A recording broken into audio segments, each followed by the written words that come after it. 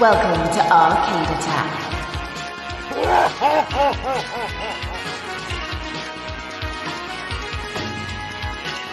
A retro gaming podcast for up to 4 players.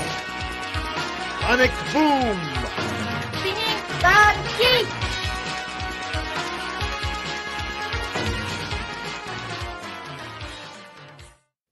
What's happening, everyone? It is James with another Arcade Attack podcast, and what may be possibly my last hosted podcast, perhaps. Hashtag totes emosh, fellas. Hashtag totes emosh. Hashtag it's been a ride. But we'll enjoy it. We'll try and enjoy it. So I've got a stellar cast with me today. If in fact that stellar was in a red, white, and gold tin can and was slightly out of date, I've got the mighty Dylan. I mean, I do smell a bit off at the minute. He's had to, I had to offload. exhale after the last Exhale one. indeed. Sorry. Captain Smooth over in the corner. Keith, how are you, sir? I'm good, thanks, Smooth, mate. yeah. I called him Shabba Ranks in his in his best man speech. Shabba. But you are, though. Everyone always says that's, it's like the Matthew McConaughey kind of Spotify tapes, isn't it? You know, when people talk about Matthew McConaughey on those sleep tapes, where they try... Michael Bublé So my voice sends people How to many? sleep. Yeah, how many people have fallen asleep to Keith? Really, many. Well, In a good way. that's In a hell of an good accolade, way. isn't it? It is. It's very soothing. I say nothing. And It'll wake you up. And of course, we've got the resident piece of furniture himself, Adrian. No, he's still got the squits. It's pretty bad. He's lost a lot of body weight, really, I've heard. Yeah. Yeah. Well, we had to get a sub. We had to have a sub. We got the super sub Super joining sub. us today Grade for A. another very special appearance off the back of the successful Rental Memories video pod and the Sega characters. It's Steve. It's the Z team. Good evening. It's the Z team. So those not in the know, I was just going to say, Steve and I have known each other. This is an old moment for about 30 years, believe it or not. Oof. Yeah, it's a cringe moment. And it's fair to say you've played a few games in that time. Would you say? Quite a few, yes. Yeah. Like everyone here, to be fair, this evening. There we are. We've got eclectic and deep gaming. That is. Yeah, gaming. That's a whole different podcast. Steady on, fellas. Steady on. So, but if you do fancy watching and listening to the Rental Memories pod, that was a great laugh. I enjoyed doing that. It's available pretty much everywhere, and I think Steve, you get a little bit of insight into your previous gaming history, don't we? So, if you want to have a laugh about Blockbuster and all the old shops and Steve's gaming history, then have a look at it or have a listen to it, whatever you prefer. So, that's enough of a preamble, fellas. Yeah, should we get into the real meat on the bones of today's pod, shall we? Let's do it. Come on. And I've got to start off by saying that it's very much a smack wrist time for me because I'm going somewhat rogue on this episode. Gasps. Keith with his mouth open. Thank you very much for the sound effect over there. No, I'm not going to go on endlessly and focus on reel-offs of movies and their game adaptations. Yeah. I'm not going to go continually mispronouncing game industry members' names like Chris Topher and Neil Druckmann. I'm not even going to talk about unnecessarily overrated DS games like Corey in the House. although Corey is love, Corey's life. Yeah. We have to say that because it is. So what the hell am I going to talk about today if all of that is off limits? Yeah? Ooh. We are, of course, called the Retro Gaming Network, are we not, gentlemen? We are a retro gaming network. So the reason today's pod is so rogue is because it's all about modern gaming. No. Blasphemy. Dun, dun, dun. So for one final hurrah, and I think, if I remember correctly, maybe only the second time, perhaps second, possibly third time in the history of that we've done a dedicated modern. We did the remakes thing, which I guess is kind of. Yeah. I seem to remember only one dedicated modern game. We did a modern game chat not long after you came on board, didn't we? Yeah, that's right. What we were doing. Apart from that, I think we've only ever sort of. I think if I remember, it's the only one. So this we've is managed only to keep it retro. Pretty much. Keep it retro. Since we've done almost... We're allowed. Yeah. We're allowed a wild card. Almost 300 episodes. Yeah. So yeah, for the final hurrah for modern gaming, the newest games and consoles are going to get their turn in the limelight, in the spotlight. So how are we feeling about talking about modern games? You got some titles in mind, ready to chat modern palpitations because I don't know. I don't know. I'm just kidding because again, like I said in the last time we spoke about this, is that I'm getting with it now. I was the old man who started Arcade Attack years and years ago who hated current gen gaming, and I quite like it. So we've gone on a journey with him, haven't we? It's like the Canal Boat Diaries, but with Dylan's gaming, isn't it? Exactly. It's pretty much that. Excellent. So, are we also ready to kind of shield ourselves from the pitchfork wielding crowd that are baying for our blood because we aren't talking about retro games? Yes. Well, at this point, I've kind of likened us at this point to Ricky Gervais at his last Golden Globes hosting. Who gives I don't care. Who's a crap? And then what does he say? I never did. Yeah. Bless him. No, of course we do. But what we're playing now, that's what I'm going to kick it off with, because obviously, you know, what's in the disc trays? What's in the shortcuts on the... Should we just get straight to it? Well, you know, let's do it. Boom, No Man's Sky. It's on here. It's in there. It's everywhere. It's in there. It's in the machine. Do you know what, Dill? Funnily enough, I was going to start with you anyway. Yeah, given that you've jumped in. Captain Game Pass over there. Oh, yeah? Captain Game Pass. But yeah, what are you playing at the moment? How's it stacking up? What are your kind of titles in rotation? Let's do this thing, No Man's Let's Sky. do it. Let's do this thing. So I'm playing a lot of new stuff at the minute, but speaking about No Man's Sky, is I bought it in 2016 and I gave it to Keith because it was so awful. It was like the most buggiest, terriblest thing I'd ever played. It was dull. Yep. There was no point to it. It didn't like the planets look rough. It was like, what is going on?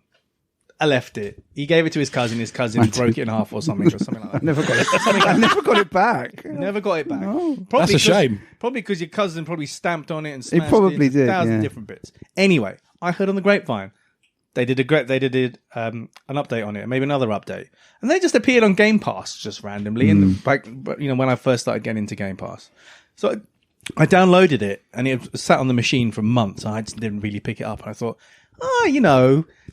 some people have been saying some good things about this game. I'm going to go into it. Loaded it up.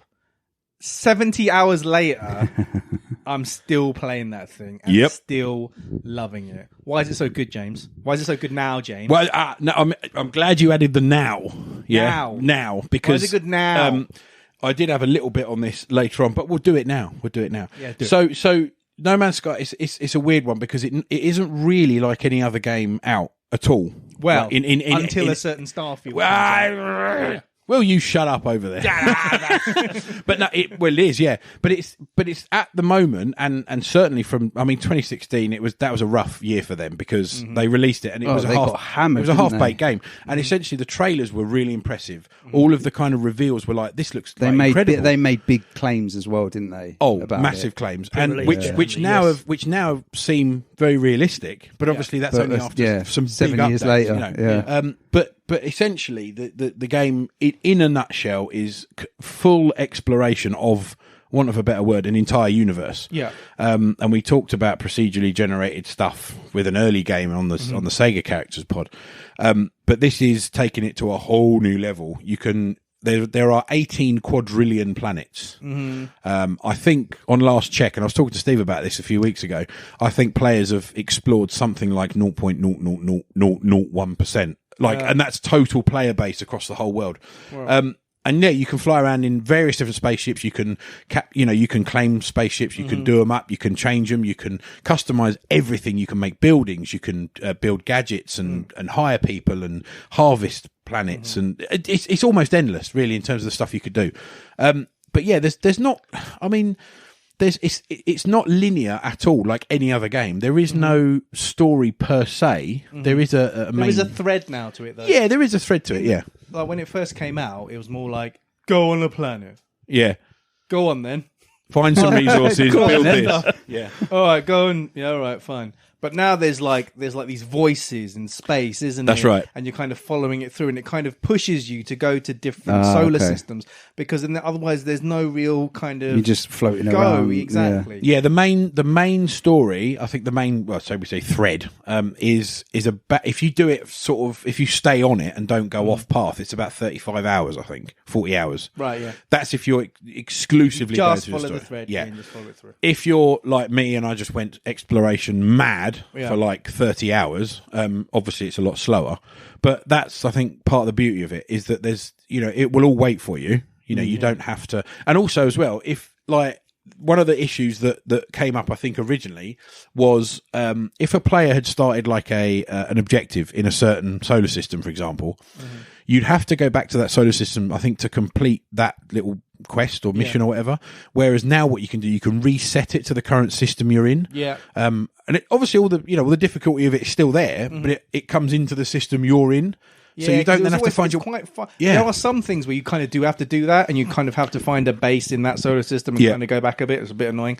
But yeah, you're right. You can kind of reset it, and it's just more accessible now. It's very accessible. And I think it was quite lucky that, because the first time around I played it, I was on this kind of like aquatic planet, and it was a bit odd. And when I got back into the game, it was like, then it moved the spaceship, so it was underwater, so it was all buggy and glitchy and stuff. This time round, I went on to something that was pretty much what you'd expect Venus to be like. Okay. Just like really kind of fire brimstone-y kind of, and it was just gorgeous. And there was basically like a firestorm every 5 minutes. Yes, and I had to go back into the spaceship and kind of wait it out, because when you first start off the game, you don't have all the equipment. Shield, you don't have much of a thing, and it was just sitting in the ship watching this ridiculous firestorm go across, like the thing, like the windscreen or whatever. It was just amazing. Well, it's like the radioactive storms as well. So you'll go to planets that are really highly radioactive. So you'll have radioactive plants, for example, and you're like, and they all just like glow. Yeah, you'll mine the plant, and you'll get like a spurt of like gas come out, or and you can. The other thing is as well, this blows my mind completely, is when you go onto each planet, you have like, I say animals, I use that in the loosest term possible, like beings, because some of them are like little spiky crystals that come out of the ground and move. And, as you'd expect, if you went to like other worlds, you'd see all sorts of incredibly random stuff, wouldn't you? And you see dinosaur-like creatures and flying worms and weird plants and stuff, but it's just constantly changing. Like, and you'll go to one planet that has these like huge crystal columns that have like a gold glow at the bottom, and you'll have like, you'll mine that and it will have like cadmium in it or something. Or you can go to like different types of solar systems. Obviously, you go to like green star, like solar system, and they have different they're all different resources. It's just how they've done it now is just poof, the depth to it mind. is just incredible as well. And I mean, I did it kind of arse about face, really, because I did a ton of exploration and resource gathering first, and then I jumped on the whole building thing. Whereas my brother's got it, and his mate Ben's got it as well. We jump on sometimes, and Ben's basically done it building first, so he's built loads of stuff, and I've got my miniature little Swedish steam room with, and he's got this castle, so I've had to kind of catch up, but then I've got loads of resources, whereas he didn't have. So it's really interesting, but there's loads of, you can walk around, there's walkers and like buggies and those upgrading and everything. You can upgrade, put lasers on them. Well done. It's all very well done. Now. They took a couple of goes at doing it, but they've nailed it, I think now. I think to say they've rescued it. Although the only thing I would say is there is a bit of a thread, come back to that now, of games being released half baked that aren't. So I mean, I do have a talking point on that later, but we will go over it. But No Man's Sky definitely. So good shout, Deal. Tick. Yeah. Is it? So are you playing it like single player, or is it one where everyone's online in this vast infinite So you universe? So you play it as an individual single player. Yeah. It's massively unlikely that you will come up against other players roaming. Okay. However, there's something called the anomaly, which is it's like a summonable space station. Okay, It looks like a miniature Death Star, and it just appears when you summon it. Okay, after a certain time in the mission, it matchmakes you, doesn't it? Exactly. So when you go into the anomaly, it's essentially like a giant like lobby. A lobby. Yeah. So all the players are going around doing all their little tasks within the space station. You can then link up with them and say, "Do you want to go and do this quest? Do you want to help me? Do you want to do this?" There are some quests where you get loads more stuff, but every time I've asked someone, they've said no. I don't want to do my quest. You can use on Xbox anyway. I don't know if this works on PlayStation, but you can use the looking for things. You can open up like okay. request thing, and then people jump on it. But I will say one thing: the No Man's Sky like player base is actually quite amenable. They seem to be sort of a less stressy. I was going to say it's not the kind of it's not a Call of Duty, no kind of Fortnite-y. Man, No Man's Sky. It's not that so kind chilled. of. It's proper No chilled. Man's Sky is so chilled, man. It's just like you can just like I just want to get away from people. I just like go to a planet and just roam around and just like mine some stuff and. It's like you go build to a something paradise and- planet and you're just sitting there under the stars and the music's Yeah. going. And it's all like You know, it's just- it's too good. and it does like You're tempting me. compared to something like Starfield, yeah, it does look basic. Like obviously, you compared to something like that and where that's going.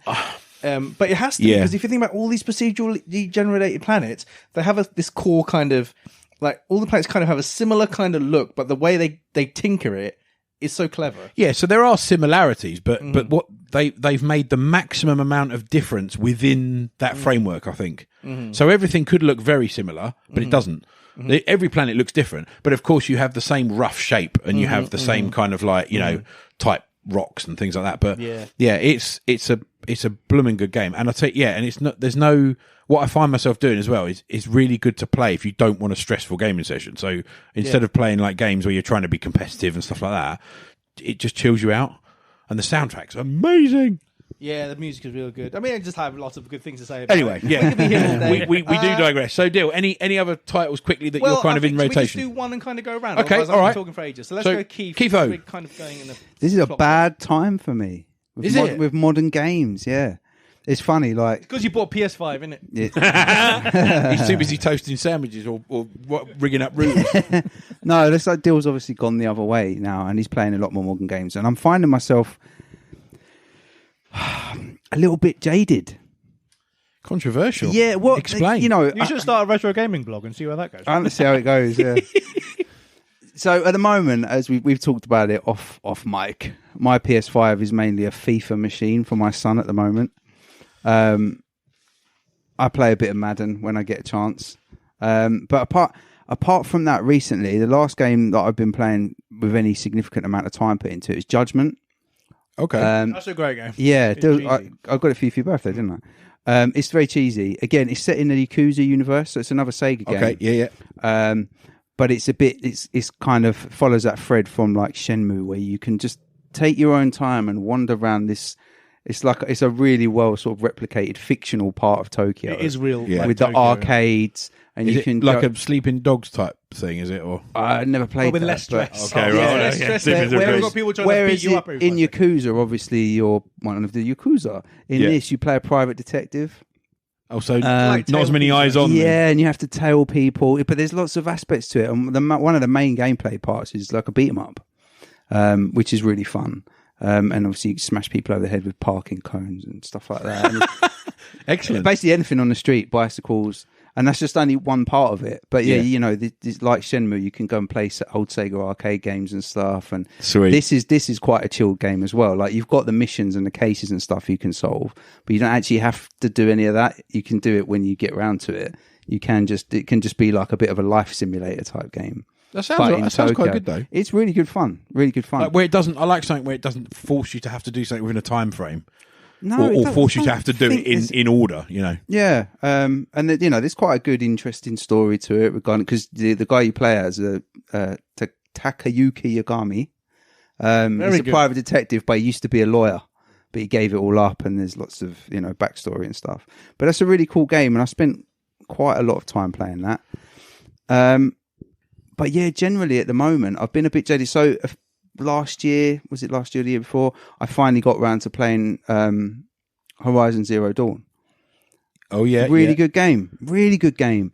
And obviously, am I getting the names mixed up now? No, you're Forbidden West? Was that the new Forbidden one? West is the new I one. was The new looking one. forward to it, and then it came out, and I was just like, yeah. It didn't kind And of I tempt you didn't- enough. No, and I was like, it's just the same. It's going to be. I'm sure it looks beautiful, and well, I know it looks beautiful. I've seen it, and the gameplay is just going to be the same. And I've got a bit jaded with that. And this is the big one for me. That was like, oh no, Keith, the remake of Resident Evil 4. Like, I was talking about it for ages. Yeah, I yeah. was so excited, and I played the demo, and I went, Yeah. Do you know what? Me too, man. It looks beautiful, but Resident Evil 4 is so good. Yeah. You I don't know if I need this game. It's almost. I think it was done.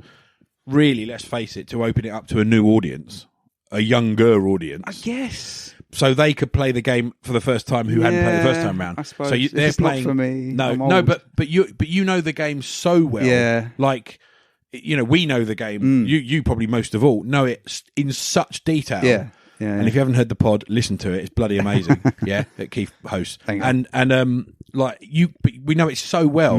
There's almost there is nothing. If they did anything new, it would be too risque, I think, and too kind of like, oh, that's not Resident Evil. Do you know what I mean? So they could only change so much without falling out of the. I mean, I can't comment too much because I haven't played the whole game yet, so I don't know how much they have and haven't changed. I'm still annoyed they just made that current gen console only, because then obviously I'm having to play it on my PC, and I don't have a disc drive or anything, so it's only download only, and I'm not paying like 70 quid for it. Yeah, that's nuts. That is not happening. So I'll come on to that later as well. It might even be 50 quid, but I ain't doing that. I ain't paying that, and I'm not going to get a current gen console anytime soon. So no, I mean, everyone who listens to the podcast knows how much I love Resident Evil, and again, we're talking about modern games. I know I'm not playing it at the moment, but I did really enjoy Village. There's only been, and we'll maybe talk about that in a little while. There's only been a small handful of PS5 games that I've played and thought, wow, I've really benefited from playing this on the current. But then let's face it, does that? And that was one of them. I mean, is that the commentary then on the state of modern gaming? You know, in terms of maybe that titles? I'm not going to sit here and badmouth the PS5. Like, I don't regret buying it, but at the same time, I also don't feel like I would have missed out if I hadn't got one yet. I've got to say that's the reason I haven't bought one. Yeah, I mean, reason. And there's been only one game that was like a day one purchase for me for the PS5, and that was Gran Turismo 7. And I was like, that looks amazing. I can't wait to get it. And it's the only game. That's the other thing. And again, we've already just touched on it. Then it was $79.99 download to only. buy it.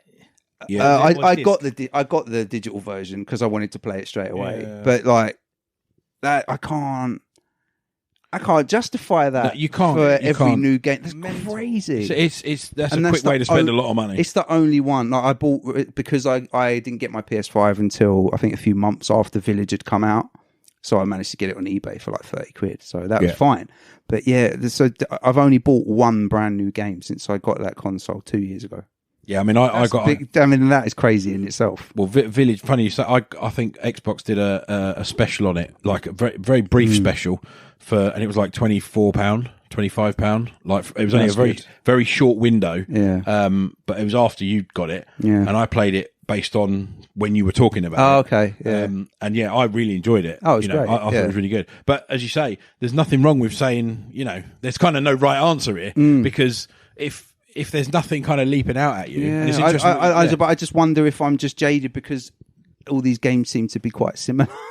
And the thing is, like, this is when I first got the PS4 and that, and I was raving to Dill, this game, Red Dead Redemption 2, because I've loved some of these games, absolutely, like some of my favourite games ever. And now I'm just seeing new stuff, and none of it's going, look, this is new and exciting. It feels less monumental, doesn't it? Yeah. It does feel with this gen. It does feel like there's a less. Is that because of the release schedule though? Is that because there's so much in the pipeline? Maybe. Because Yeah, because years ago you had out. you only had finite amount of games every so often, didn't you? Yeah. Because let's face it, with older consoles there were no updates. You get it right. You get it right, or you're buried. There's no. Oh, we'll release this, and then we'll take a bit of flack and then do an update. Couldn't do that. Back then, no, and I think partly as well because I've been burnt. Like I was so excited for Cyberpunk, wasn't I? Yeah. I took time off work when when Cyberpunk came out.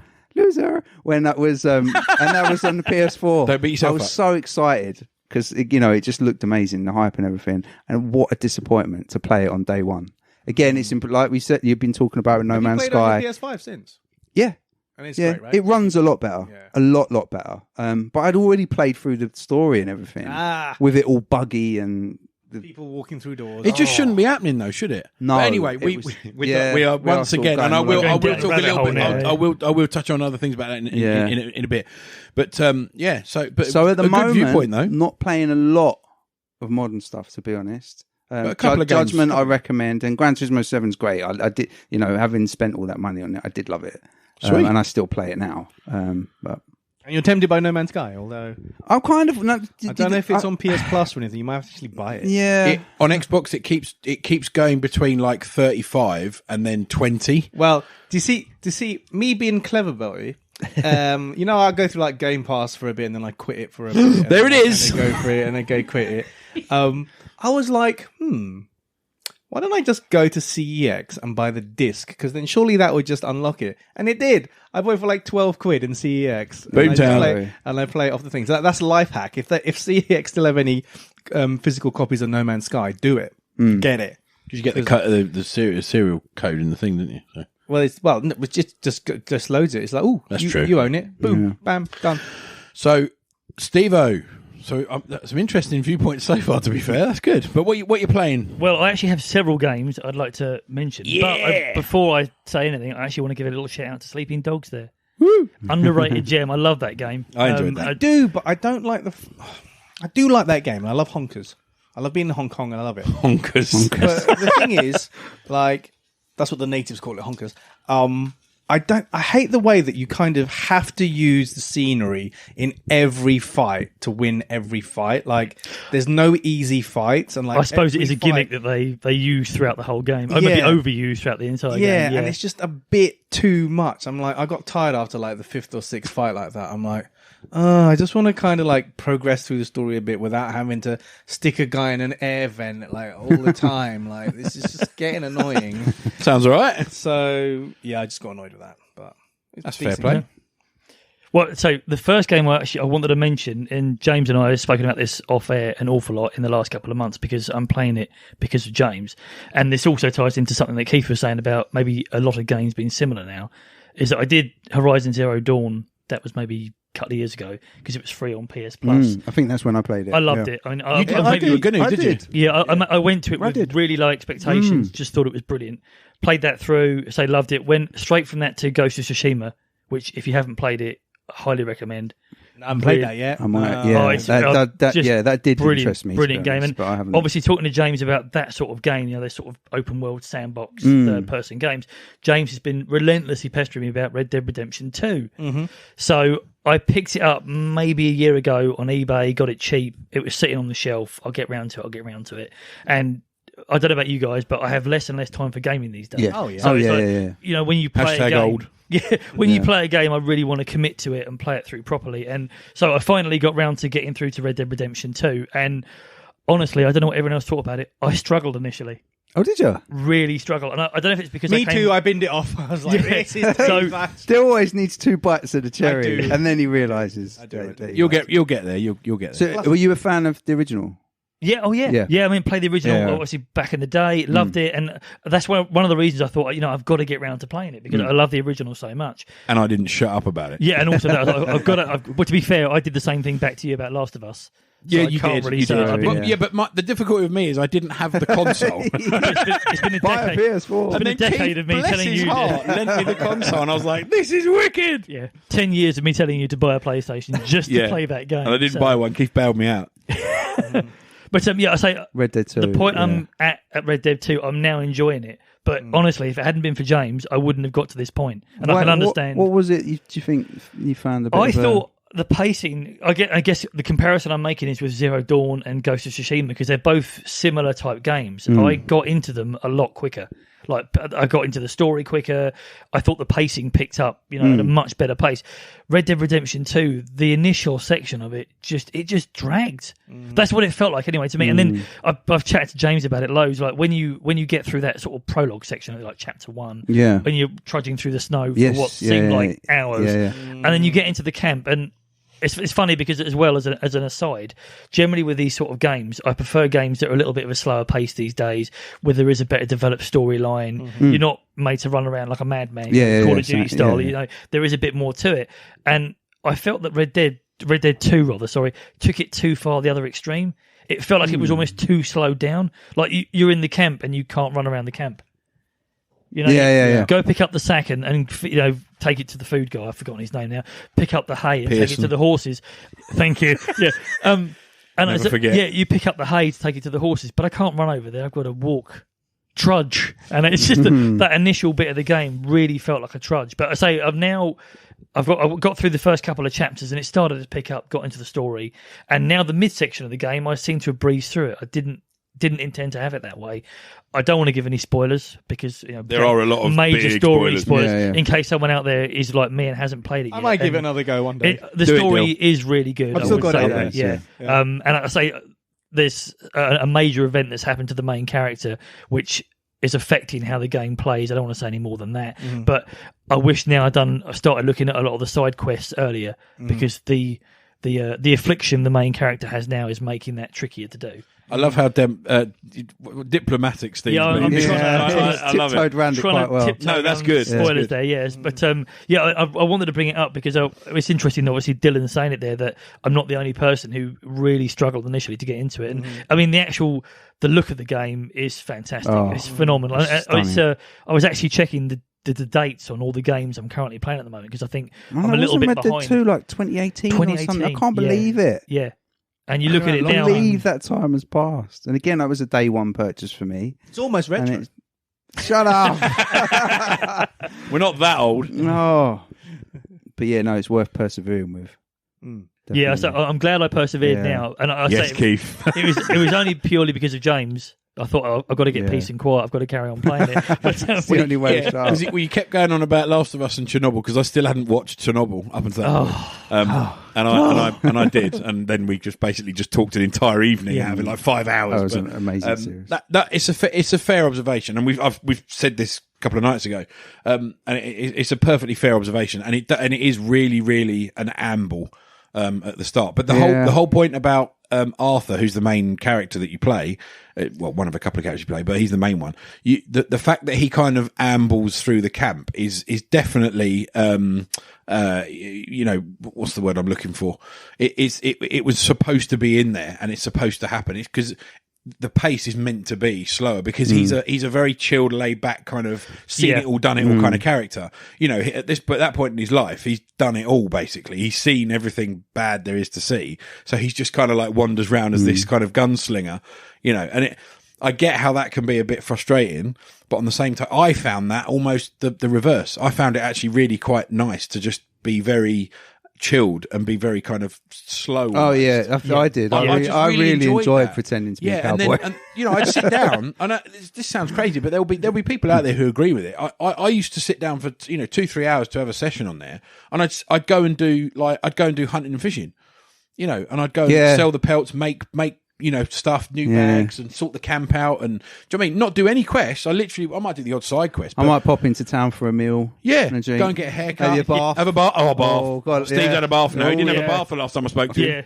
Do you want he's some had a bath. assistance with the bath? Would you like some help, sir? Yes, please. extra 50 cents.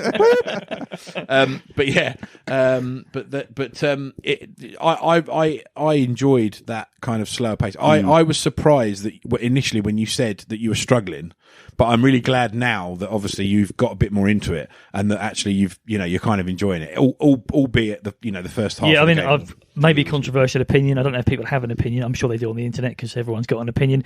So far, even though I am enjoying it more, Ghost of Tsushima for me is a superior game. And I don't think know there's differences in the two, but for me, it's overall a better game. Sweet. Sorry to shoot you down there. No, but I don't think anybody's gonna rubbish that because let's face it, Ghost of Tsushima is a massive. Well, actually, I say game it's a as well, bold statement. Not a superior game. I prefer it. I would say, and you're entitled to your opinion, even if you're wrong. Even if it's wrong. So, what else we play? What else you got on your list? Well, are we going round the come on, circle? Steve. Are we going round? Come on, Steve, that game's 5 years old. What modern stuff you got? Well, actually, funny enough, I actually noted that down. I was checking the dates of the games. The newest game on my list is 2022.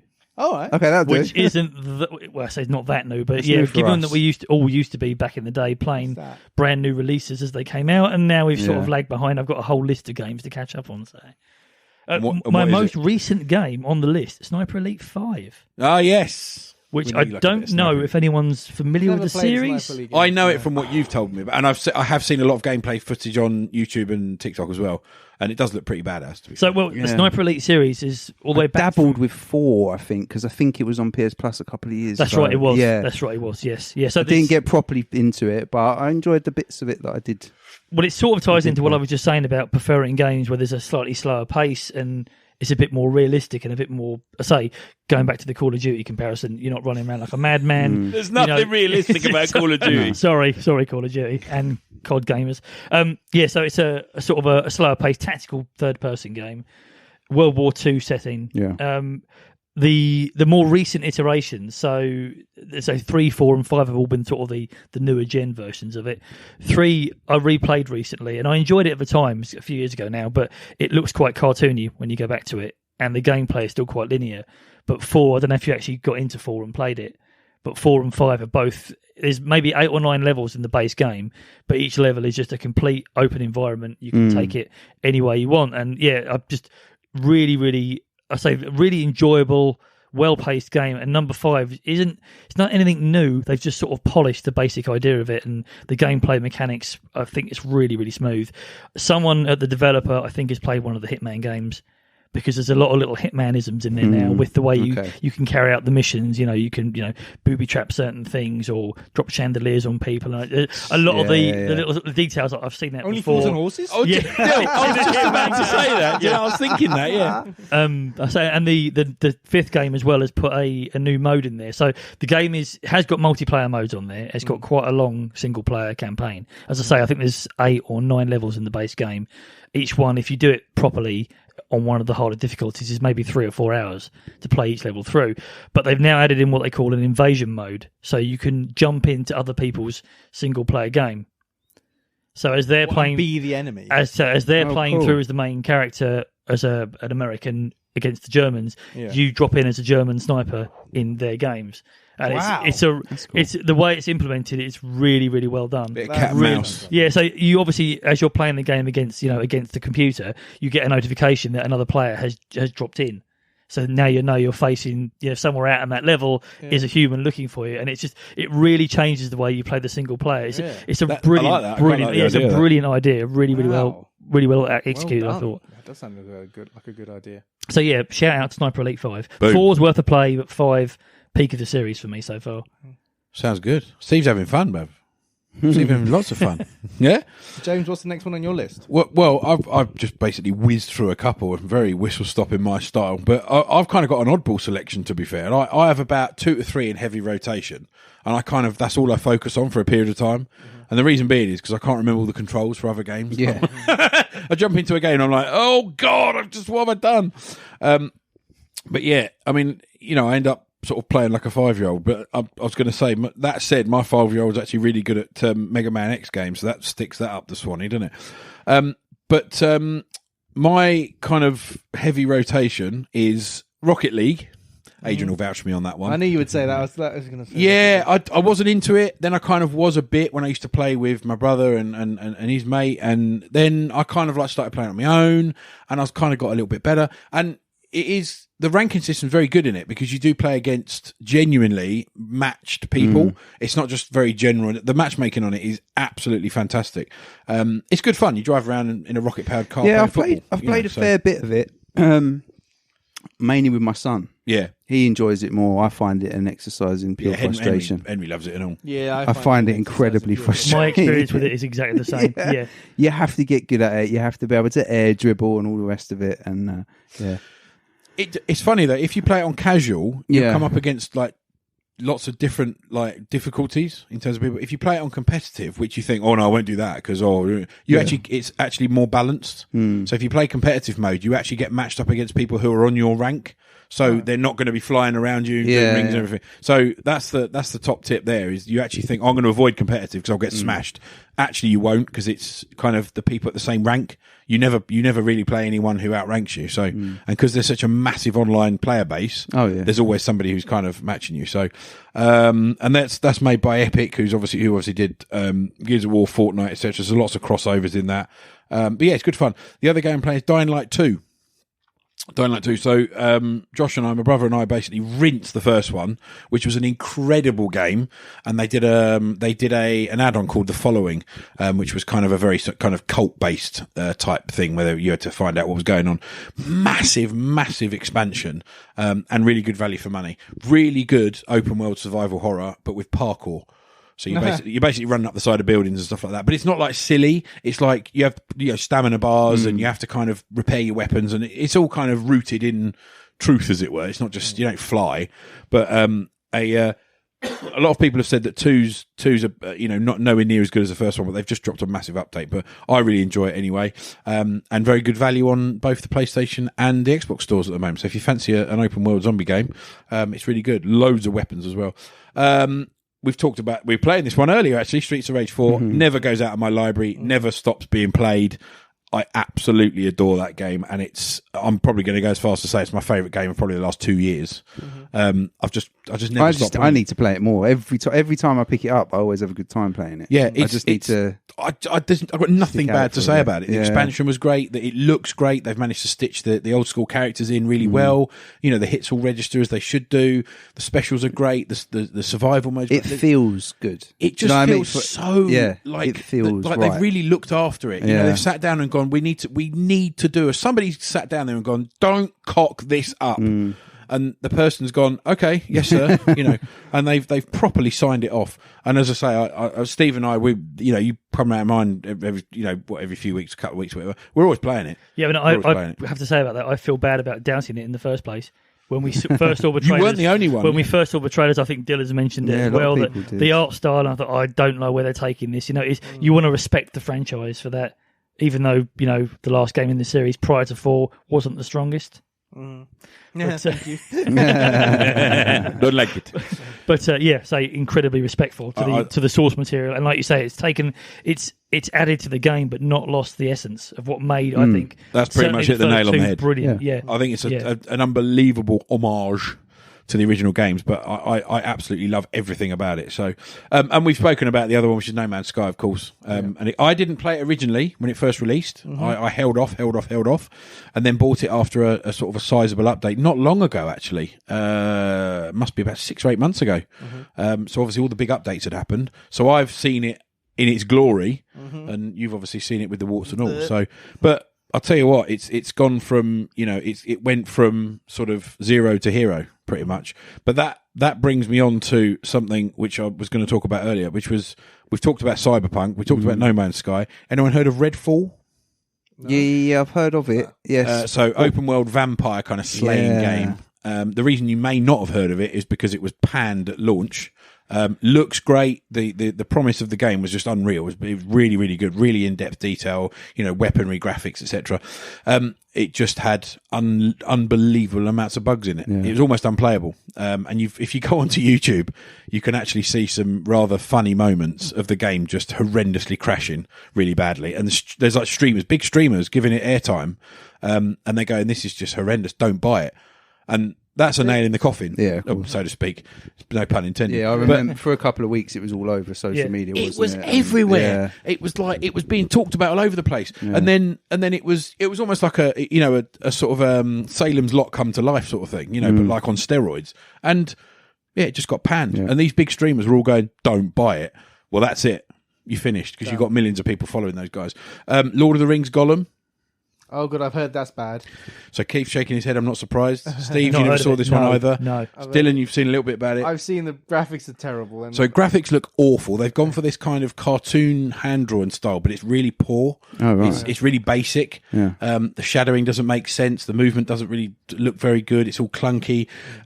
And again, there's some real funny moments with. If you literally just go on YouTube and just type Gollum streamer, and you'll literally see loads of videos. And there's ones where guys are going through missions and they just fall over dead all of a sudden.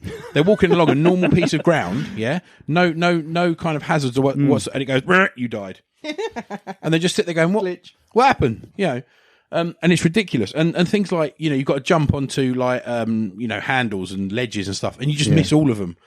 I mean, that would drive me to distraction. I'd go nuts.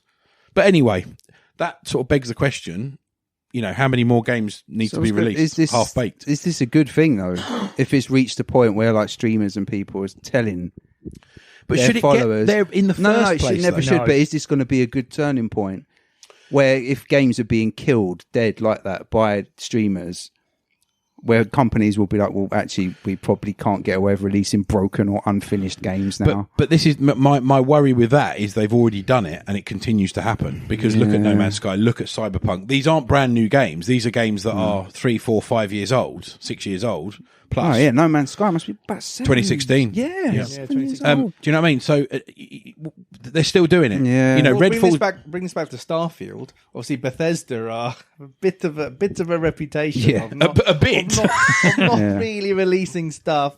Correct. complete. What's that going to be like? I mean, When's that it's due toss out? of a coin.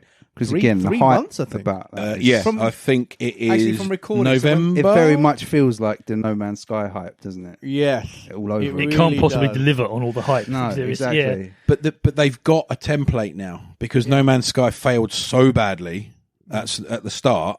You know, have they actually taken anything from it? Or is it going to be, as I say, another Redfall, another Gollum? Because, you know, those two games there were massive titles. You can't release a Lord of the Rings title and not expect people to kind of get on the hype. Do you know what I mean? You can't do that. You know, because loads of Lord of the Rings titles have been fantastic. Not least with sort of the classics on PS2 and stuff like that. Just amazing games. But, you know, they keep doing it. And then all of a sudden, you know, there's a big update. The game, it's fantastic now. Well, get it right in the first place, you know. Yeah, I mean, I've always thought it's a good with the later generation consoles that they can patch games. So obviously, you know, back in the olden days, that when a game came out, if it was buggy, you had to live with it. And it's great now that they can make a minor tweak to, you know, remove these minor annoyances.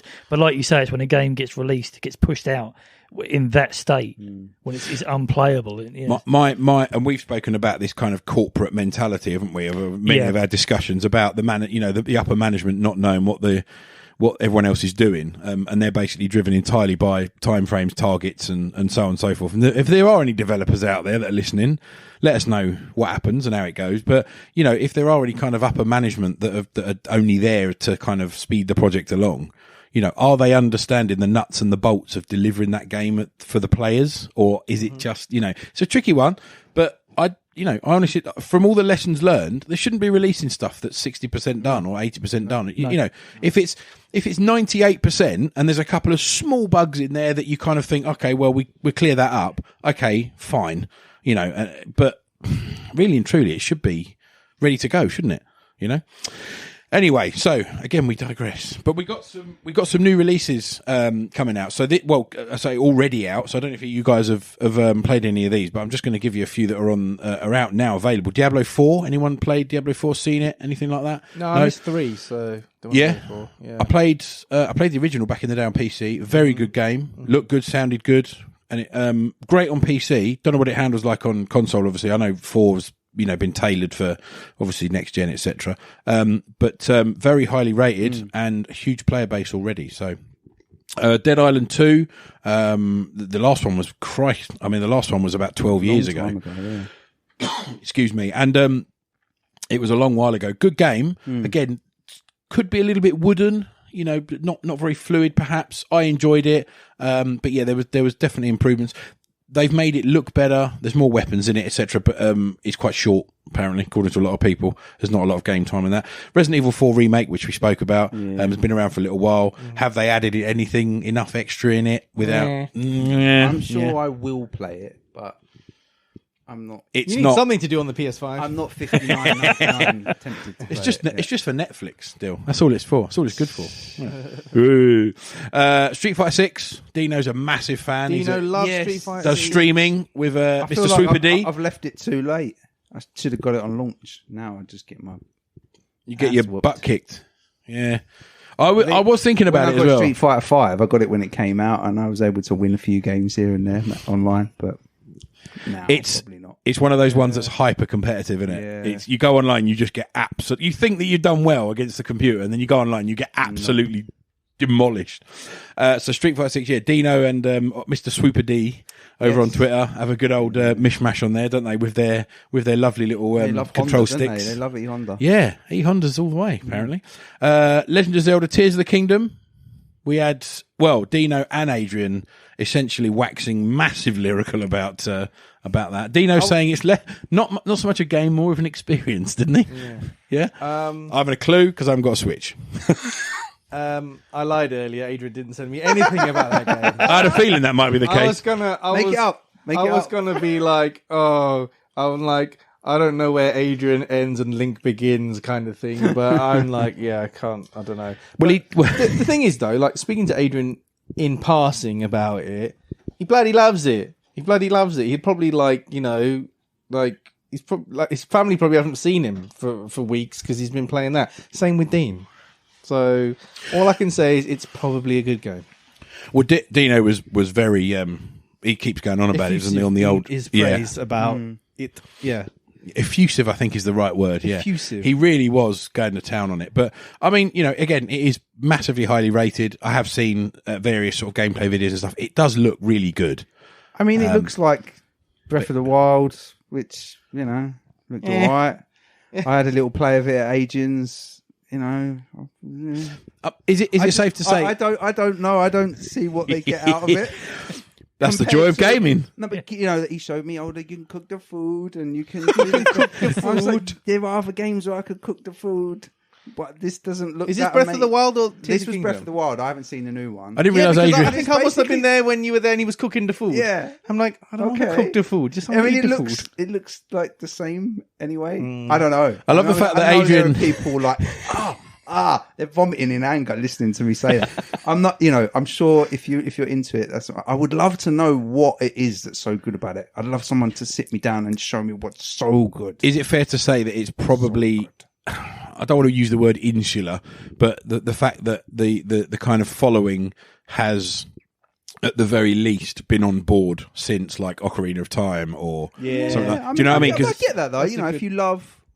You get more out of it if you've been part of it for longer, perhaps. Well, maybe. that's the thing, because I quite like Sonic Frontiers. They probably think Sonic Frontiers is poo. They probably do. But I do quite like Sonic Frontiers. I think Sonic's first foray into proper open world thing has gone quite well.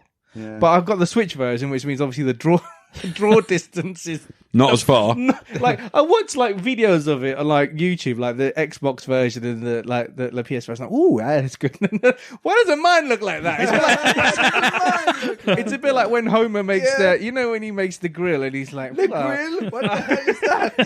It's like, that's one fine looking grill. Why doesn't mine look like that?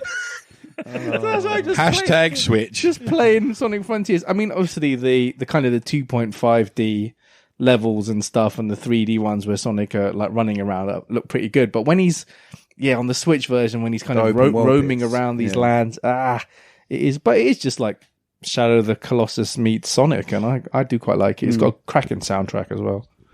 So yeah, cool beans. And then finally on the list that I've got out at the moment, I say finally, there's tons of games out, but these are kind of the big studio releases. Final Fantasy 16.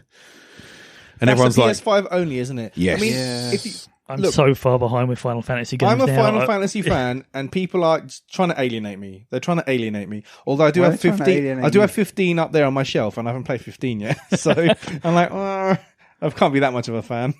But get it on. Everyone knows how much I love Final Fantasy 7 anyway, so that's all I'll say. I've just never really played any of the others. But I hate Final Fantasy 7 remake. To be fair, I hate that game. Interesting you saying that. I haven't tried it yet. No, because it was on PS Plus maybe 2 years ago, 3 years ago.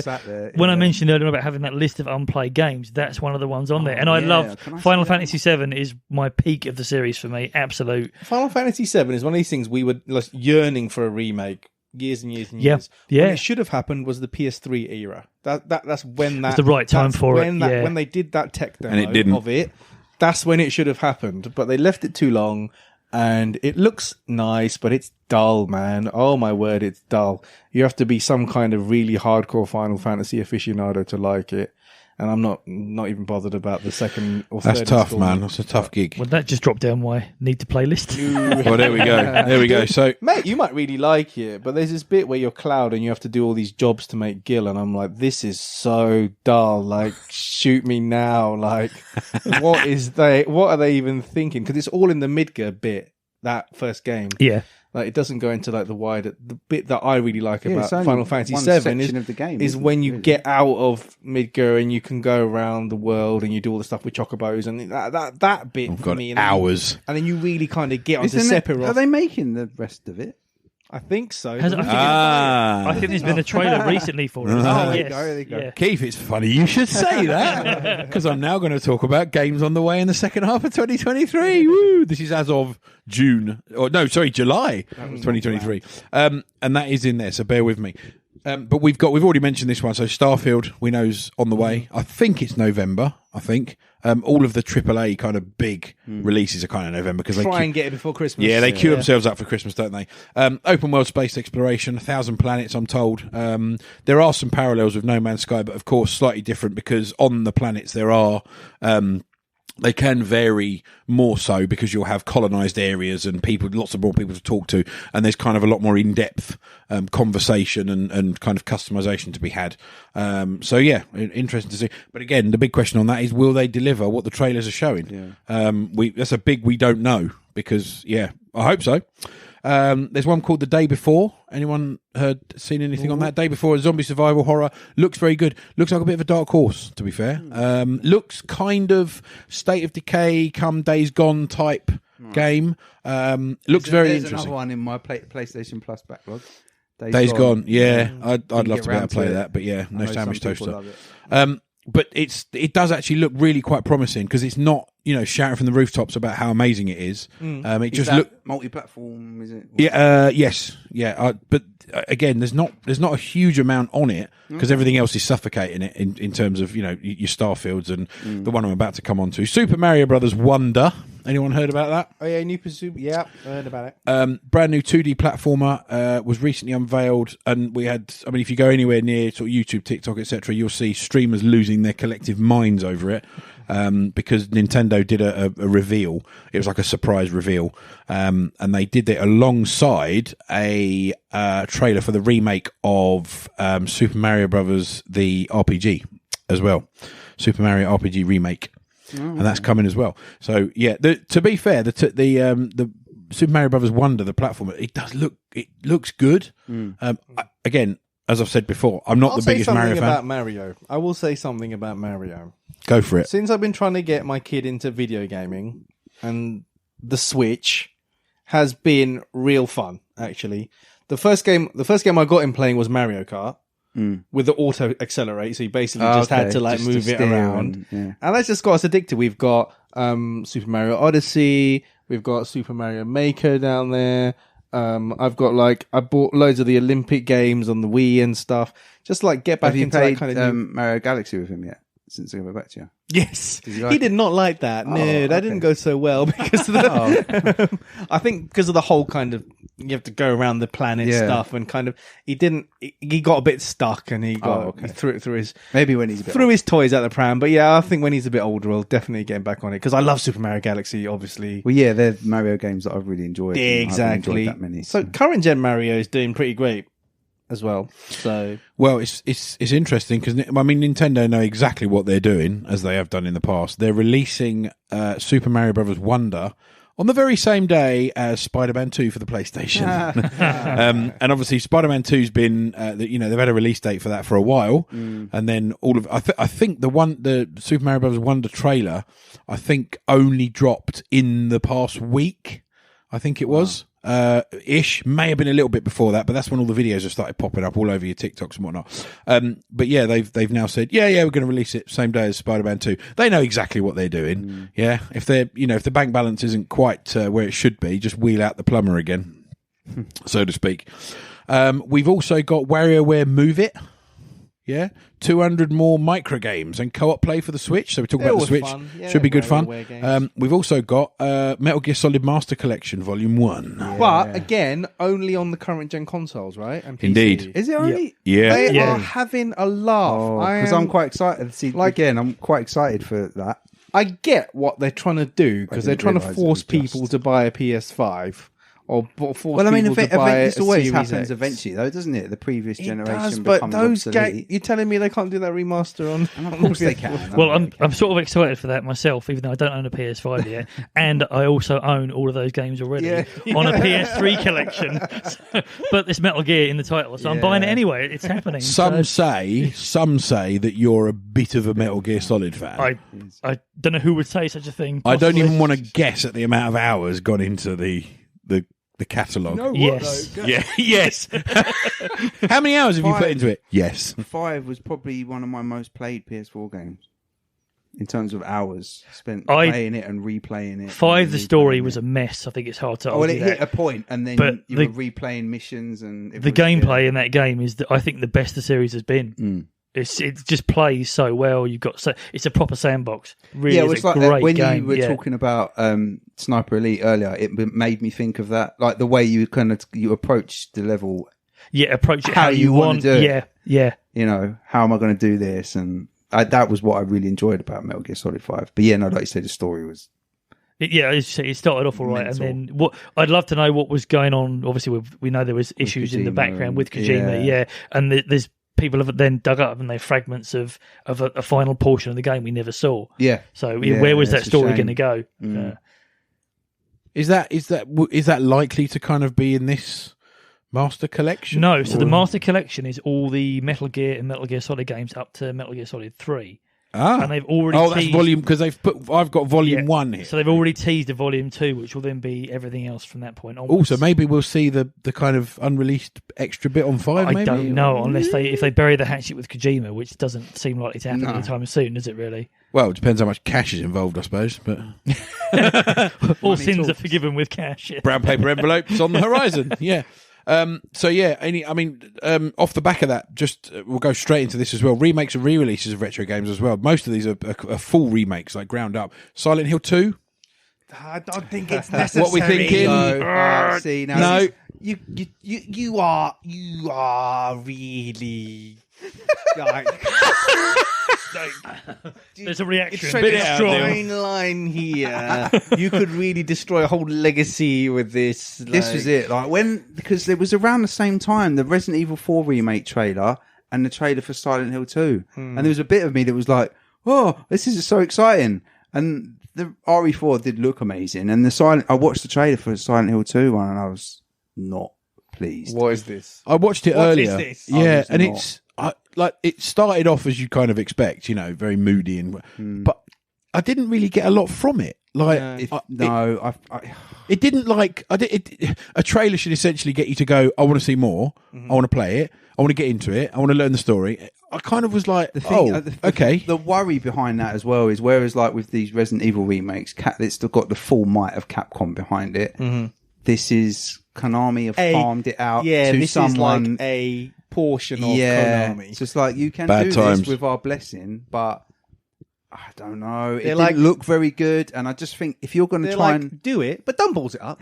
yeah, Good luck. You can do it, but don't mess it up. I don't know if you can retell that story and make it anywhere near as Well, as you'll be impactful. You'll be as interested to know that those involved and some critics who have kind of got an early insight have essentially touted it as what's going to be the cornerstone of the survival horror genre moving forward. Good. Well, we'll see. Well, let's see. I mean, can't- Bold cornerstone. I mean, that's Yeah. Yeah, that's a bold it's claim. difficult, but they're brave to do it, because when you, I'm glad Silent Hill is it's like a making- sacred cow of gaming. Yeah, To remake it from the ground up is kind of a bold move. I'm a bit like that bit in Red Dwarf where Crichton's trying to feel two emotions at the same time. I'm a bit like,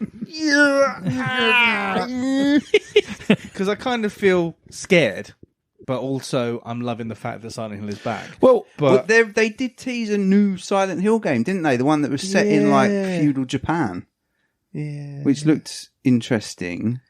it should have been that one. Well- You know that tech demo thingy that Kojima did? Was it Kojima? Oh, PT. Yeah, I PT, know. right? Yeah. That should have been Silent Hill. Why didn't they make that happen? well, who knows? I mean, it might be good. We give I it mean, a well- chance. We'll see when it comes out. But There is a possibility the trailer could be bland and the game could be good. We don't know. I mean, we've seen. Well, put it this way: we've seen plenty of the other way round. Great trailers and rubbish game. Like we said about Resident Evil 4, if they haven't added that much to it, what reason is there for me to play it? Well, the thing with Resident Evil 4 that's so great is the gameplay. Silent Hill 2, not so much the gameplay, it's the story and the atmosphere and everything around it. Are you going to, if you're just going to replicate that, what reason is there to play it?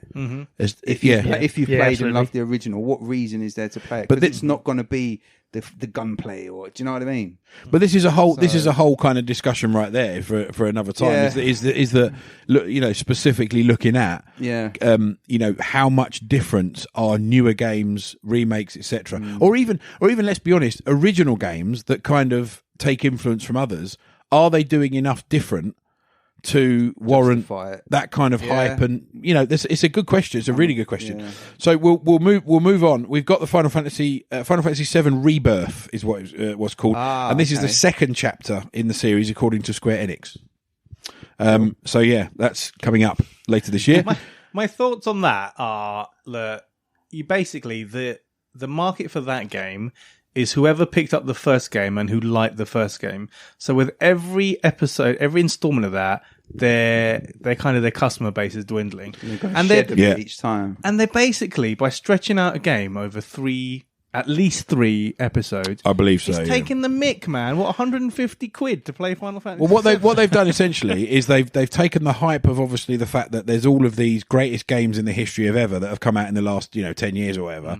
They've gone, Final Fantasy VII sits up there in the top 10 or top 5 or whatever it is, whatever poll it is. How can we milk this? How can we best milk this for the most money possible? And what they've done, I think, is they've overcooked it, and I think they've gone, we'll split it up and we'll do this and we'll do that. And I think that they've bitten off more than they can chew. They've got eyes bigger than their stomach, I reckon. So if it carries on from the first one, you can't.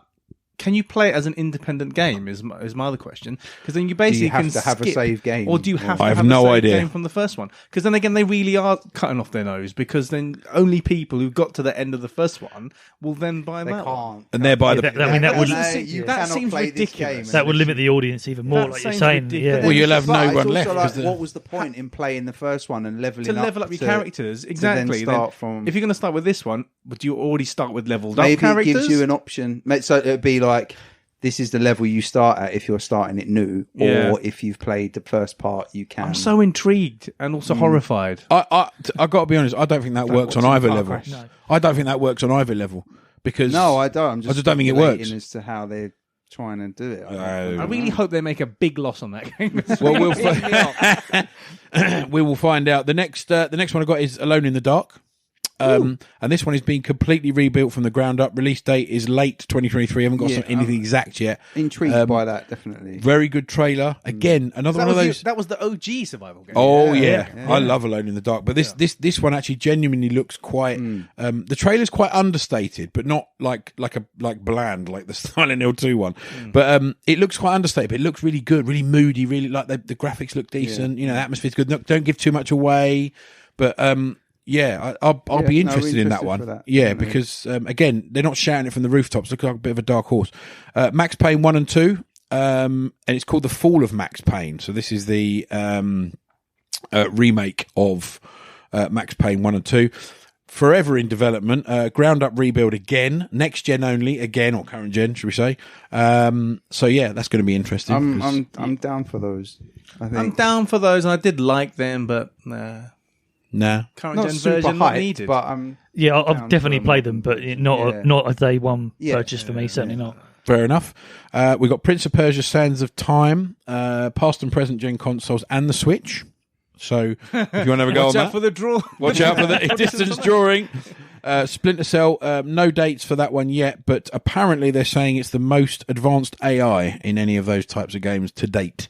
So what the developers are saying, Would that be enough, yes. Would that be Ubisoft by any chance? Yeah. Their track record isn't great, has it? No. Star Wars: Knights of the Old Republic for PC is getting a rework, and PS5, sorry, and is out early next year. Again, another ground up build as well. Advance Wars. Anyone know Advance Wars? You love Advance Wars. I don't love Advance Wars. I thought you loved someone knows. Played it. I don't love it. Okay. It's all right. Adrian. I think Adrian might be the one. Switch fans, this is on the Switch actually. No release date for this one, but I'm sure Adrian will probably have known about it by now anyway. If he didn't, he'll know about it next time. And then this one I thought I'd mention as well, because this has been mentioned loads in like our top ones. Front Mission 2.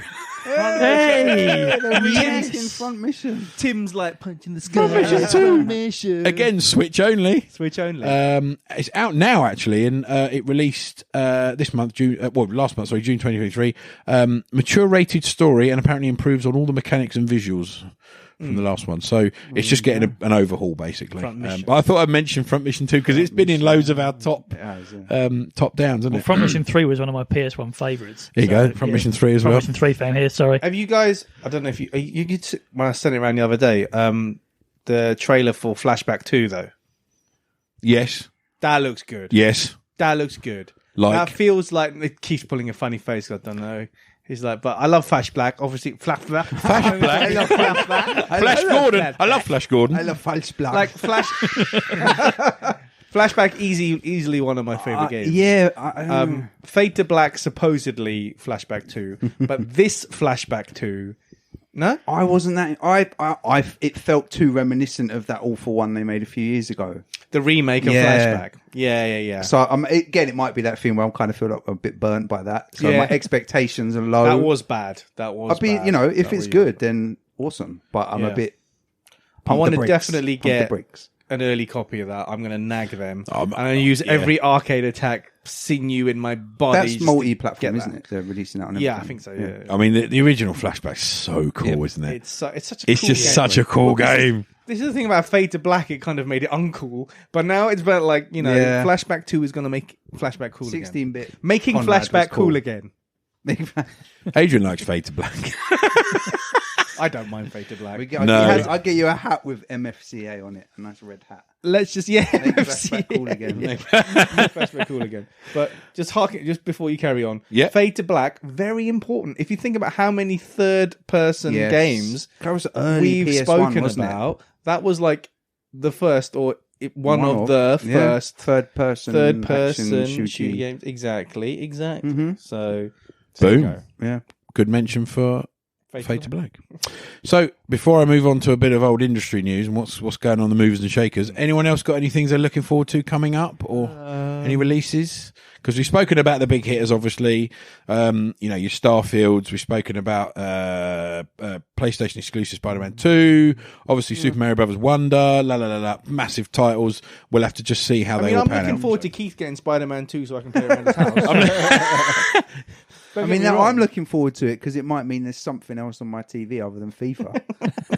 Is he that obsessed? Yeah, but he loved the Spider-Man games. He played Yeah. Spider-Man, PS4, and Miles Morales as well. Yeah. What I like that about Spider-Man 2 is that you can be obviously symbiote Peter Parker Yeah. and Miles Morales. Yeah. Oh, That's- that's good. that's It wicked. was good. But It did look really good, the first Spider-Man Oh, game. yeah. Again, Dylan took 2 bites at that before he.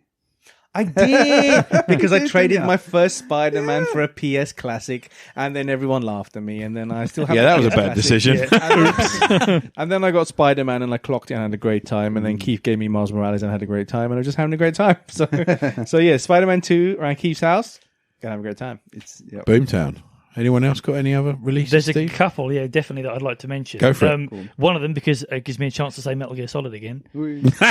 Oh, God. Recently announced Metal Gear Solid Delta, which is going to be a remastered Metal Gear Solid 3 Snake Eater. Controversial. Yeah, which is a controversial one because I know for a lot of people it's number one. People love that. Number 3 it is a great game. It's not personally my number one, but it's Is that the one in the 60s? That's right. Yeah, That's yeah, right. yeah. Yeah. I don't like it because I need the sonar. Like This I need is the one where Dylan didn't like it because they got rid of the cones. Yeah, I need the And you had codes. to actually camouflage. I mean, the actual gameplay as well. I know at the time people didn't like the cones, no cones to No dodge, cones. and also as well, you had the menu system was a little bit clunky in that you were in and out to change camouflage when you like broke bones and things like that. It was in and out of menus, which I'd say they addressed in Metal Gear Solid 4. When you had like auto camouflage, adaptive camouflage, they made the game a bit I more never got to streamlined. play that because that was PS3 only, wasn't it? Guns of the Patriots. Was that 4? It got re-released, didn't it? I'm sure they dropped it again. Did they? I feel like it was only on PS3. Oh, Keith might have another game that I might have a you game can see to on his play. TV instead I'm of sure FIFA. It was only on Oh, PS3. you need to play it in No. any case. Yeah. It's a good game. I say again, maybe 1 or 2 flaws with it, but a good game. Great ending to the story as well. Really ties it up nicely. But yeah, so obviously a little bit unsure about this Metal Gear Solid Delta because you are rebooting a beloved game and no Kojima on board. But they have so there's only one trailer out so far, which is a teaser, and they've made mention that they're going to reuse all the original voice cast audio. Nice. Oh, yeah. So I yeah. assume- David Hayter's still. Yeah, Hayter. he's back. So I'm assuming that obviously the story itself will be largely unchanged if they haven't got new audio, and if they can maybe bring some of the gameplay refinements from 4 and 5 Yeah, into 3, that. it could potentially be brilliant. It's just a bugs. And that sound, oh my god, that sound is used everywhere. You know the when alert they- sound. when like, they- Yeah. yeah. It's used everywhere. I hear it all over the place. YouTubers hijacked Oh. the sounds, yeah. Anything else? Yes, Go the other on. one as well is racing games. You don't mention racing games a lot.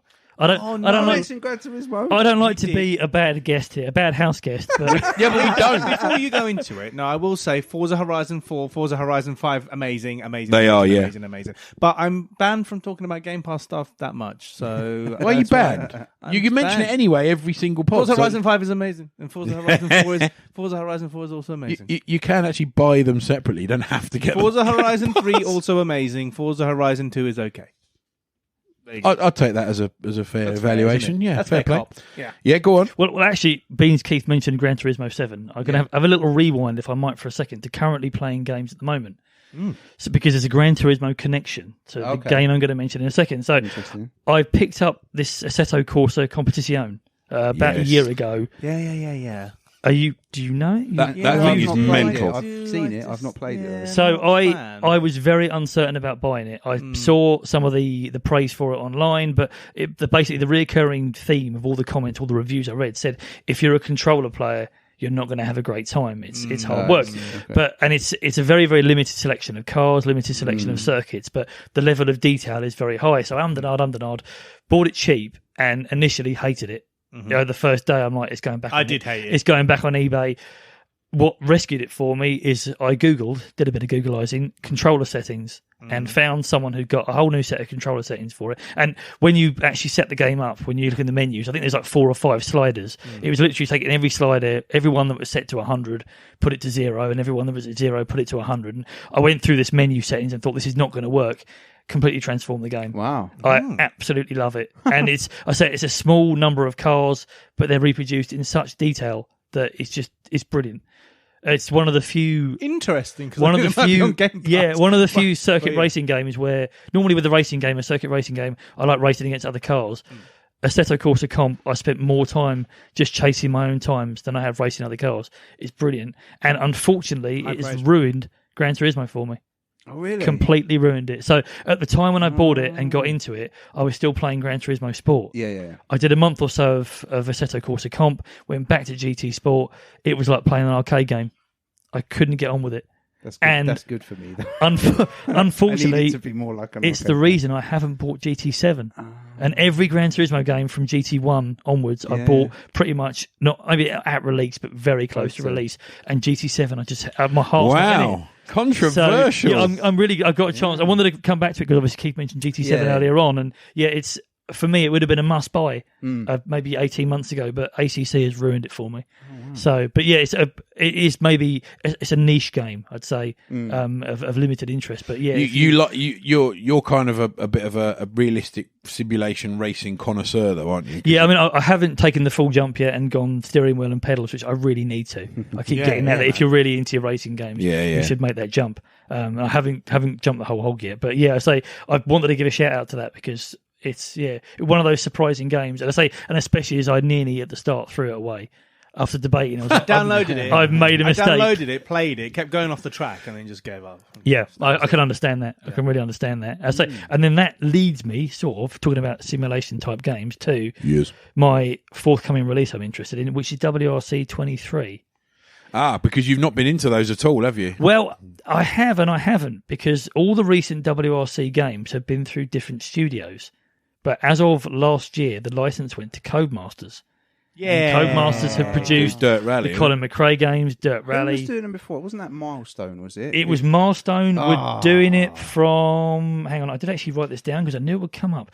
Milestone were doing it from 2010 to 2013. Because Milestone do the MotoGP games and they do the ride games and they're horrible. Yep. Yeah. And then it was followed by... They look beautiful to look Well, at. they are terrible But at they play. don't feel right at all. Really disappointed because, I really wanted to play the ride games. I thought yes, because I love Tourist Trophy back on the PS2. Did you play that? That was Polyphony, wasn't it? I've Yes. still got Yeah. my memory card with my. I still garage and own it. everything. It's a great game. It's a brilliant great game. But again, niche, I suppose. Polyphony were never going to go to the extent of making a because whole- they said later on, didn't they? Polyphony were talking about for GT6 about putting bikes in the game, which would have been an incredible crossover. Yeah. Would have been Would incredible. have been great. But yeah, and so for years, when the ride games came along, I thought, oh, this might be my new version of that. And, so disappointing when I played them. Yeah. And there's been about 4 versions of it, and I've tried them all, and they're all pants. They'll get it right this time. Sorry, Milestone. That's the technical Suck. term, pants. They do suck. So that's good. Codemasters. Yeah, so okay. Codemasters have got it. And I say again, rolling back to games being played now, the last one I wanted to mention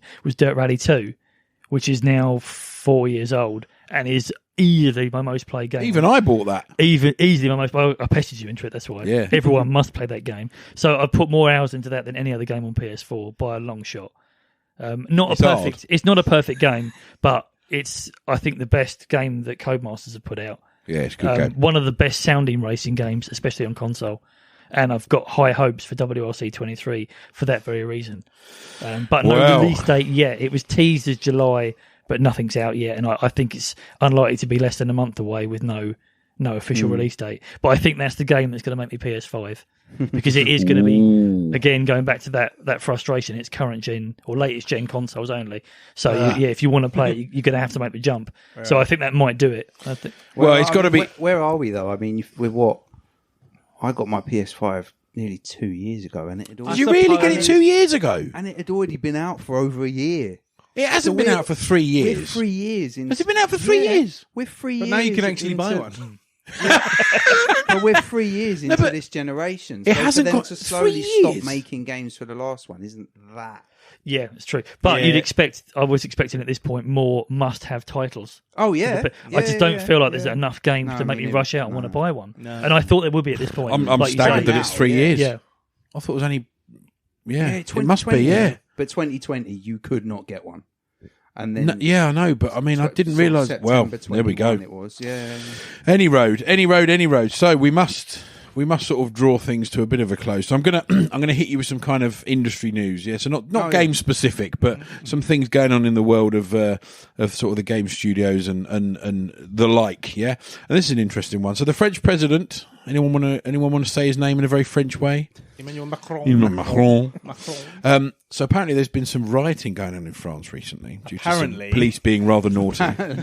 No, there's nothing apparently about it. 1,000 people have been arrested as far as... Yes, so there's some large right. riots going on, and guess what? The easy scapegoat is to blame. Yes, Video games. the president is blaming video games. Okay, saying that people have been intoxicated, and I just immediately Not thought, police killings. I thought Okay. this again? Question mark. And I thought we'd kind of, the data had shown that basically the idea of that had just been flattened years ago, Yeah. and that there's no link there at all. So, but it's such an easy scapegoat, isn't it? Because there's no one there to kind of fire back. So it's just an easy thing to lay. He does at the seem like a doorstep. Rainbow Six kind of guy to me as well. That's a bit of a shame. There you go. I blame There you go. Rockstar. It's always their fault. It's always Rockstar's always fault. Rockstar's Yeah. fault. Well, the data suggests otherwise, Yeah. dear boy. But talking about Rockstar, thanks for the segue. Yeah, You're welcome. There are hints, and we don't know this for real. It's just rumours and hints at the moment that the original Red Dead Redemption may be getting a remaster. So various ratings and blurb and sort of all sorts of back of the box type stuff that's online has actually been refreshed and rewritten at the request of Take-Two Interactive, who's Rockstar's parent company. Why would they do that? We don't know, unless there's a bit of getting the game up there and geeing everybody up for a new release. Ghost of Tsushima devs are currently hiring. Got a job opening, lads. Anyone interested for a brand new open world game? We don't know what it is, where it is, how it is, when it is, but apparently Goes yeah. to. I'm on board. Ghosts of 100% on board. Ghosts of somewhere else. Yeah. But they're hiring, so if you fancy it.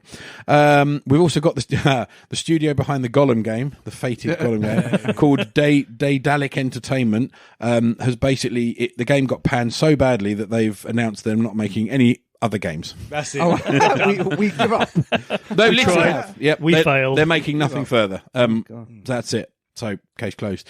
Anyone remember Assassin's Creed Black Flag? Yep. That was a good one. It was a good one. Pirates, Assassins, Gar. Pirates. We love pirates in games. We do love pirating games. That may have a remake in the works. I don't know why you'd need a remake. I mean, that was 2013. It looked great anyway. And that was that was a packaged release with the Xbox One because I got it. Great game, looked great, handled great. One of the highest rated Assassin's Creed games, and it's one of those ones that nobody expected to be like one of the best, and it was.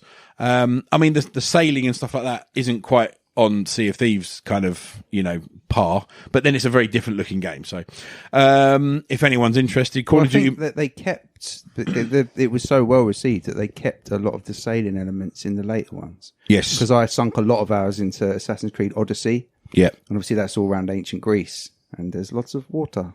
indeed there is. And yeah, so I think that aspect of it went down so well that they kept it for. Yeah, I think Black Flag was a bit of a sleeper, to be fair. I don't think because it was bundled with the console, I don't think they imagined it doing quite so well, but it's very highly rated. It's still got quite a big following. We've got to talk about Call of Duty really a little bit. There's a Modern Warfare 3 has had its release date leaked, actually, by a judge presiding over the FTC versus Microsoft case in the US. So basically, he accidentally has let it slip. Oops. Yeah. It's not where you'd expect it to be coming from. But I mean, yeah, that's all I'm going to kind of say about Call of Duty, really. I mean, I did actually like Modern Warfare. The Modern Warfare reboot was brilliant. Modern Warfare 2019 Yes. was essentially the game of lockdown for us. Well, I would say initially it was great with when Warzone was first implemented, but I don't want to go off on too much of a tangent, but they modern gaming. overly patched the game and just, you can't play Modern Warfare anymore now. It's No, ruined. I mean, don't even bother going near it. It's just full of sweaty teenagers, in more ways than one. But the fact is that when we first started playing Warzone, it was such a fun game. Yeah, there was just everyone was on kind of the same level, and you'd do silly things, and you'd do you know what I mean? You'd kind of use tactics and stuff like that, and it was good. You felt competitive, didn't you? Yeah. And then like I think Keith, you said it about Rocket League earlier. Like you've got so many people that just basically sunk 24 hours a day. Yeah, into they it. seem to play it. You couldn't compete. Constantly. Yeah. You You've got couldn't no compete, chance. and there's supposed to be SBMM on there, skill-based matchmaking, but it really, as far as I could tell, on the last game, I never bought to because I just was like, I'm just going to get destroyed. Yeah, I was pretty competent on the first one, just got after a while, just got hammered. I'm waiting for it to come on PS Plus purely to play the campaign. I'm interested in playing the campaign. Campaign would be good fun. Yeah. Like I say, Modern Warfare 1, I can't play the campaign anymore now because every time they did an update, it deletes it. It deletes your save game. Oh, wow. They didn't patch it out. That is And it was ridiculous. constantly patching. As soon as they were made aware of that, surely. And I thought it was just me, but when you looked online, loads of people were reporting it on PS4 and Xbox, I believe, as well. And yet it didn't get patched out. It's the same. It's the same. I had the same. I had a similar problem because there was a huge update, wasn't there? There was a massive update towards the end of its life, and I did, and everything had gone, and you had to reinstall the entire thing. It's like 180 gig. It's something ridiculous, yeah. And then each of the updates was at least 30, 35. Oh, it's huge. It takes up your whole hard disk. It took up ridiculous amounts. And then they shipped out Vanguard, which good zombies mode. Campaign was all right, but again, the multiplayer was shocking. It was so badly bugged and weird and unbalanced. But anyway, we go off at a tangent. But it's, 'cause so many people talk about Call of Duty as being like the kind of modern game of all games. It's only really because it got so much advertising and got pushed so much, and because the Modern Warfare in 2019 was the game of lockdown for most people. They got online and that's where you went, wasn't it? So, but there we go. So Go play Titanfall 2 instead. Say again. Go play Titanfall 2 instead. Oh, Titanfall 2. They're not making a number 3. It's in my backlog. Oh, keep getting on. Play it, honestly. Do you know what? It's not cross-platform though, which is really gutting because we would play that to death, wouldn't we? It's brilliant. Absolutely I've brilliant. heard, I've heard such. it is. It's on my superb. PS Plus, I think you'd really like it as well. Yeah, I need to give it a go. So the mixture between campaign or multiplayer? Both. People said Both the are really campaign's good. I'm not going to play multiplayer. The campaign's supposed to be really good. No, though. multiplayer is worth playing because again, we picked up I think one originally. I had one. You didn't had I? one 'cause it and was we jumped Xbox in and we're like, only. oh, we're going to get hammered. And actually, we were like quite competitive. It's like COD controls. Yeah. So it's quite straightforward, but you've got a number of customizations that can kind of tilt things in your favor that other people don't have. So I don't know. I can't really describe it, but it just feels very balanced. So what I like about it is you have time away from it. You come back, you can jump in multiplayer and still be competitive. Whereas going back to COD, Certain other games, if you're you not play playing it COD, every you day, can't. play you've got you no play it chance. from day one, Yeah. and then if you take a little bit of time off and come back to it, That's you're done. it. Yeah. You just you won't be COD's competitive become again. almost a bit of a parody of itself. Really, it's just become. There's a lot of people online taking the absolute mick out of Yeah, it. if you've got it saved as a possible play it. Honestly, Okay. brilliant. Have you got it like bought I've it? got it's PS Plus, It so was- I got it. I've got it in my Well, I've got it in well my worth. library to play. And there's other like co-op modes you can do with others as well, like Frontier Okay. Defense. You protect like a big laser thing and stuff like that. Anyway, so we come to the end, chaps. We come to Dylan's like, thank God for that. I don't want to talk about Yeah, stuff anymore. crikey. But there we go. But kidding. that's the rub. That all goes, that's what goes with it and all the modern gaming stuff. But the best part of the pods, of course, is that we can, carry on talking about it online. I'm sure there's going to be loads of people that say, no, you got that wrong. This is rubbish. What are you talking about? Metal Gear Solid's crap. I don't think anybody will say that. Whoa. Although that Survivor one was quite good, wasn't it? Had to get that in there. But yeah, if you want to pick up on anything we've said, any shout out any of the games you're playing at the moment, talking about any releases that are coming up, maybe some stuff that's under the radar. Tell us what we should be excited about. Yeah, exactly. Yeah, tell us all definitely. the stuff that's coming up, especially like the dark horses and things. So tag us in on Facebook, Instagram, Twitter, etc. Let us know, and we'll have a bit of a chat about it. And but that's it. That's our modern gaming roundup, lads. So thank you very much for your time. Appreciate it all, and adios. Lovely. Thanks for listening to today's podcast. We really hope you enjoyed it. You can tweet us at Arcade Attack UK. We're also on Facebook at facebook.com/Arcade Attack UK. Check out our website at arcadeattack.co.uk for lots more retro gaming goodness and to delve into our archives. Our podcasts are also available on Spotify, Stitcher, Podbean, YouTube and Apple Podcasts. Please leave us a review and a rating. We'd really appreciate it. If you'd like to support Arcade Attack, please check out our Patreon page at patreon.com/arcadeattack, which will give you access to exclusive podcasts, interviews and other bonus content. So, until next time, take care and we'll speak to you soon.